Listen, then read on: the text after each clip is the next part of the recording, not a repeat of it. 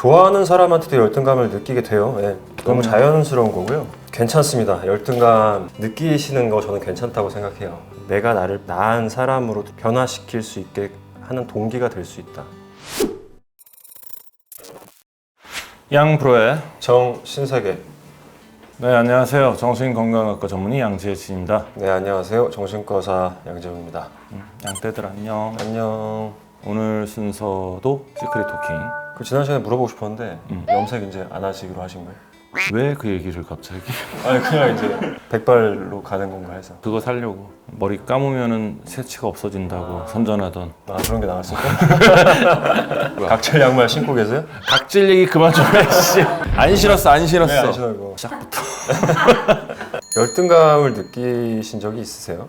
어렸을 때는 뭐 있었던 것 같고 지금은 열등감이라기보다 그냥 부러운 정도? 놀고 먹어도 되는 팔자에 있는 친구들을 볼 땐 부럽다 정도. 뭐 느낀 적이 있어요? 저는 뭐 많죠. 태어났을 때부터 사실 형이랑 8살 차이가 나다 보니까 제가 하는 모든 행동이 다 미숙하고 잘 못 되고 이런 거죠.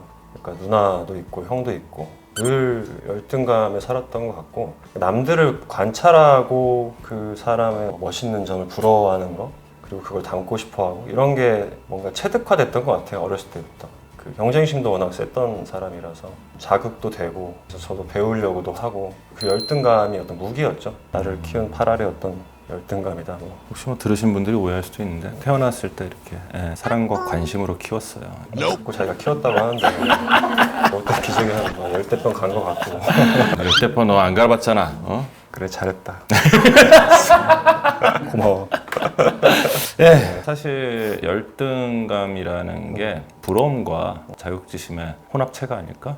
분명히 누군가에 대한 질투, 부러움이 동반이 되는데 거기서 한 단계 더 나가서 저 사람은 저런데 부럽다가 아니라 저 사람은 저런데 나는 왜 그럴까라고 해서 한 단계 자기를 한 번 더 깎아내리는 그런 감정인 것 같아요. 뭐 저 같은 경우도 뭐 대학 다닐 때 다른 사람들이 나를 볼 때 어떻게 봤을지 몰라도 대학을 다니는데 일단은 대학이 서울에 있는 대학이 아니었죠. 저희 신생대학이었고 재수 때 친구들이 이제 뭐 소위 스카이 다니면서 친구를 만나도 우리 학교 앞에 독다방으로 와. 뭐 여러분들 잘 모르시는 독수리다방이라고 있었어요. 연대 앞에. 그리고 서울대 친구를 만나면 꼭 서울대 안에 있는 어디 카페로 불러. 학교도 더럽게 큰데.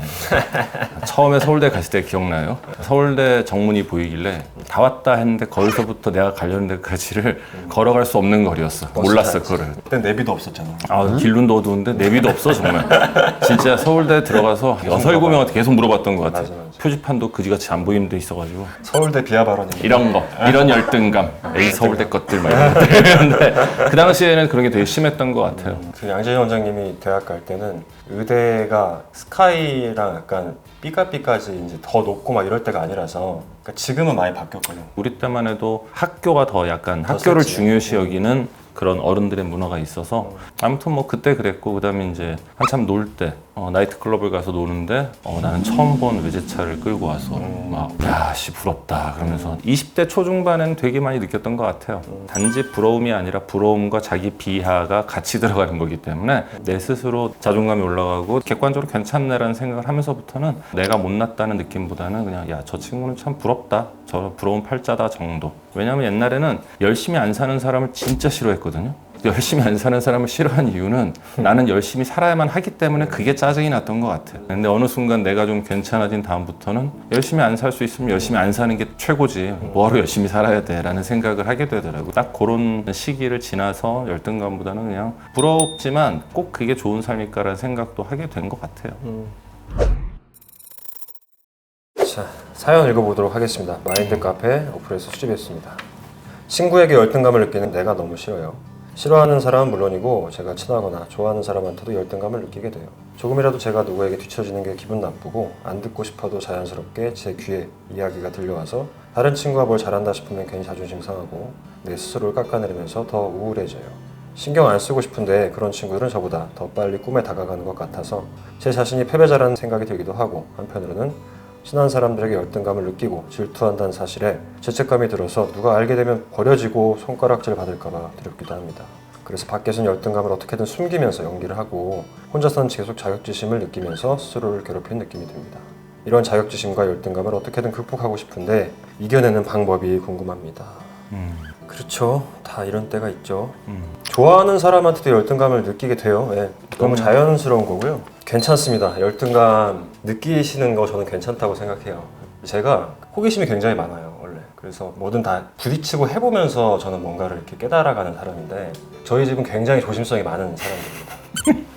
뭐 워낙 아시겠지만 제가 금방 글 한번 잘못 읽으니까 옆에서 웃고 있잖아요. 아니야. 그러니까 그게 친구에게 열등감을 느끼는 게 너무 싫어요. 느끼는 내가 너무 싫어요. 싫어하는 사람은 물론이고 오해야. 오해가 아니라 저희 집 분위기가 그래요. 그러니까 철두철미한 거를 굉장히 가온으로 삼을 정도로 꼼꼼하고 뭐가 완벽하고 이런 성실하고 이런 것들을 추구하는 집이다 보니까 저는 계속 뭔가 궁금하면 만져봐야 되고 해봐야 되고 막 이런 사람인데 혼날 수밖에 없는 거예요. 계속. 당연히 애기니까 어리니까 이제 뭘 못할 거 아니에요. 그러면은 제가 뭐 이렇게 하다가 뭐 안 되면은 뭐 누나나 엄마가 그러죠. 재진이 불러 이렇게 되는 거예요. 그러면 이제 어렸을 때는 형은 항상 이제 대단한 사람, 나는 열등한 사람 이 생각을 가지고 살 수밖에 없는 거죠. 그러면 사람이 점점 좋아지게 되고 우리 집의 틀에서는 잘못된 존재 이렇게 느껴지게 되는 거예요. 근데 그것들을 깨나가는데 참 오랜 시간이 걸렸던 것 같아요. 열등감이라는 건 근데 잘못된 감정이 아니다라고 일단 말씀을 드리고 싶어요. 열등감이 있어야지 사람이 성장을 할 수가 있다. 열등감을 못 느끼면 성취하고자 하는 동기 자체가 좀 약할 수밖에 없어요. 그냥 거기서 아무 감정이 없다? 뒤처지는 느낌? 패배자라는 생각? 이런 생각을 아예 안 갖는 사람이다?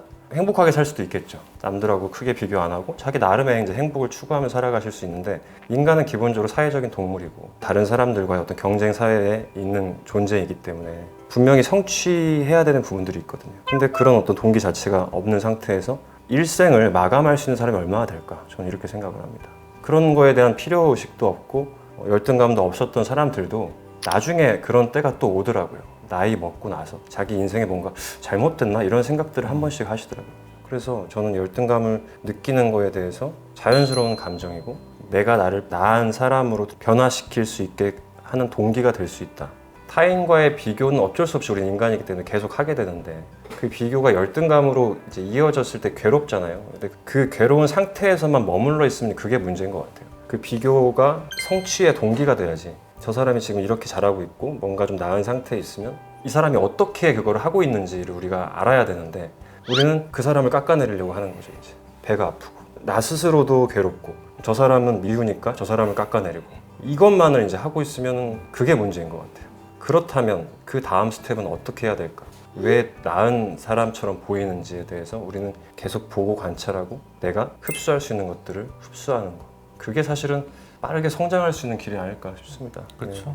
제일 포인트가 그건 것 같아요. 내가 열등감을 느끼는 대상에게로 좀 더 내가 가까워질 수 있도록 나를 밀어주는 그런 원동력이 되어야지 그 사람을 나 있는 쪽으로 끌어내리는 그런 힘의 원동력이 되면은 안 된다라는 거거든요. 그리고 안타깝지만 현실적인 얘기가 내가 발을 딛고 있는 발판, 이 사회가 나를 저절로 끌어올려줄 거라는 생각은 절대 하지 말아주세요. 이거는 내가 올라가야지 어느 누구도 나를 올려주지 않거든요. 그리고 열등감에 대해서 말씀드리고 싶은 게 인간의 본능이라고 생각하시면 될 것 같아요. 요즘에는 사실 좀 안 맞는 학설이긴 하지만 많은 분들이 알고 있는 오디푸스 컴플렉스 있잖아요. 오디푸스 컴플렉스의 시작점이 남자 같은 경우에 제일 먼저 아버지에게 느끼는 거는 열등감과 공포예요. 거세불안이라고 하잖아요. 쉽게 말하면 태어날 때부터 내 옆에 있던 첫 이성인 어머니가 내 여자이고 싶어요. 어머니 옆에는 아버지라는 어마어마한 경쟁자가 있어. 딱 봤더니 체격도 완전 잽이 안 되고 힘도 안 되고 나는 완전히 아버지에 비하면 열등한 존재인 거예요. 그러면서 거기서 내가 혹시 어머니를 사랑하는 마음을 아버지에게 들키면 아버지가 나를 거세시켜버릴 수도 있다는 거세 공포가 나오는 거고요. 그러면서 아버지한테 납작 엎드려서 아버지를 동일시하면서 아버지와 같은 성인 남자가 되기 위해서 아버지를 따라하기 시작을 하는 거거든요.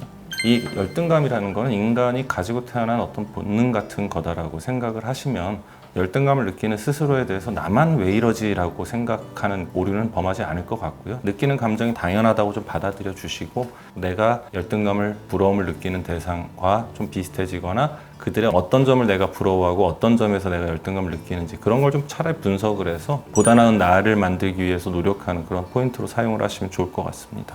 열등감을 느끼는 분들이 약간 그 다음 단계로 잘못된 모습들을 보이는 게 두 종류인 것 같아요. 하나는 나를 열등감을 느끼게 하는 존재를 아예 멀리하는 거, 그리고 뒤에서 씹는 거죠. 이제 이렇게 하는 게 하나 있고, 또 하나는 같이 있으면 뭔가 내가 같이 좀 올라가는 느낌이 드니까 그 사람 옆에를 맴돌아. 추종을 추종.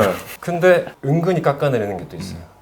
저는 그런 것 같아요. 열등감을 인지를 하는 순간 지금 쟤는 저런 게 나보다 낫구나. 빨리 받아들이시고 그냥 인정을 하세요. 그리고 그걸 느끼게 하는 존재한테 진짜 부럽다. 너 어떻게 하면 그렇게 할 수 있었어? 라고 물어보세요. 그리고 그 사람이 어떤 행동들을 해서 그 자리에 지금 있는지를 잘 관찰하시고 그 중에서 내가 할 수 있는 게 있고 할 수 없는 게 있을 거란 말이에요. 내가 할 수 있는 것들에 포커싱을 맞춰서 그 사람 거를 내 걸로 빨리 만드는 거. 그 작업. 그걸 하시고 나서 끝이 아니죠. 또 열등감을 느끼게 하는 존재가 나타납니다. 그런 사람들을 여러분이 옆에 가까이 두세요. 가까이 두시면서 인정하고 빨리 받아들이고 더 나은 모습들을 빨리 나한테서 가져오려고 하는 노력들을 하시면은 그 열등감이 여러분한테 큰 무기가 될 수 있을 것 같아요. 그럼 오늘 뭐 약간 좀 피상적인 조언이 되었을 수도 있는데 내가 상대방에게 열등감을 느끼는 포인트가 뭔지, 나의 어떤 점 때문인지 이런 것들은 좀 꼼꼼히 한 번은 생각을 해보시는 게 분명히 도움 될 것 같아요. 그리고 그 얘기 꼭 해주고 싶은데, 친구들은 나보다 뭔가 더 빨리 꿈에 다가가는 느낌? 그래서 내가 뒤처지는 느낌을 지금 갖고 계신다고 하셨는데, 사람이 되게 생각보다 오래 살아요. 그리고 다 이게 때가 있습니다, 여러분. 그 다니엘 크레이그라고 하는 007 주인공 같은 경우에 최고 배우. 40대 중반, 저보다 나이가 많은 상태에서 007을 했어요. 그러니까 20 몇 년 동안 무명을 했단 말이에요. 그리고 지금은 세계 최고의 스타가 됐죠. 그러니까 그런 것처럼 지금 저 친구가 나보다 앞서 있다라고 생각을 해서 그 절대치가 나보다 높은 게 아니에요. 절대값은 내가 훨씬 더 높을 수도 있는데 그 앞서 있는 친구가 왜 앞서 있는지 생각을 해봐야 되는 거예요. 잘 나간다고, 나보다 좀 낫다고 열등감을 느끼게 한다고 그 사람을 배척하거나 혹은 험담하거나 깎아내리거나 그런 행위를 하는 것 자체가 나를 깎아내리고 더 깎아내리죠. 내 자존감이 내려가는 행위인 거지, 그 사람이 옆에서 계속 배우려고 하는 건 여러분은 오히려 자존감을 키울 수 있는 행위가 될 수 있을 것 같아요. 007 시리즈 중 최고는 카지노 로얄, 다니엘 크레이그의 데뷔작입니다. 에바그린 짱. 마인드 카페 어플 다운받아주시고 사연 남겨주시면 저희가 다음 컨텐츠에 유용하게 다뤄보도록 하겠습니다. 네. 댓글로도 사연 많이 남겨주시면 우리 그 나이듦에 대해서 설아수와 함께 했던 거 댓글이 되게 많이 달렸던데 근데 또 댓글이 없는 것들도 있어요. 그래서 좀 여러분들 댓글을 많이 달아주셔야 또 저희가 그 중에서 좋은 것들 뽑아서 이야기를 더 해드릴 수 있을 것 같고요. 사연을 남겨주신 분들한테 하나 좀 부탁드리고 싶은 게, 뭐 개인 신상 때문에 그러실 수 있는데 조금은 좀 자세한 정보를 주셔야 저희가 아는 만큼 도와드릴 수가 있거든요. 사연과 댓글은 저희가 다 꼼꼼히 읽고 있답니다. 네. 오늘도 구독, 좋아요. 알림 설정 꾹. 양떼들 안녕. 안녕.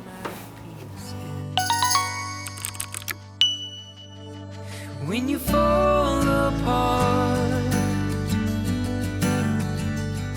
into a